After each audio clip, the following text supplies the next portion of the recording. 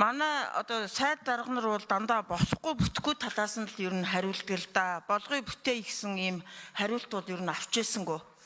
Тэгээ одоо энэ 24%-аас хэтрүүлэхгүй гэдэг нэг саад тавьчихсан. Одоо тэгээ энийг өөрчилж болохгүйгээ сууж байна. Ер нь бол энэ 26 оныг боловсролыг дэмжих жил гэж ер нь яах гэж анханасаа зарласан юм бэ засгийн газар. Тэгээ өнөөдөр багш нар чинь маш их хүлээлттэй байдаг. Төсөв дээр нь нэмэх байтугай бараг нэг их 80 төгрөгийн алдагдaltaй байгаа шүү дээ боловсролын салбар. Тэгээ одоо өнөөдөр гадаа ахмадууд нь жагссан, багш нар нь жагссан, эрүүл мэндийн салбарын ажилтнууд нь бас жагсах гээд ингээ хүлээлттэй байж идэг. Тэгээ ер нь бол эрүүл мэнд боловсролынхаа салбарыг дэмжихгүй бол төр зэсэг гэж байгаад яах юм бид нар. Тэгээ дандаа урдаас болохгүй, бүтэхгүй, байхгүй, болохгүй талын юм ярих юм. Тэгээ нүүрс гаргаад лэн, ухаад лэн, ард түмэнд хэрэгтэй өгөөчтэй юм нэг ч байхгүй шүү дээ. Тэгээ тэр мөнгө нь хаашаа яваад өгдөг юм.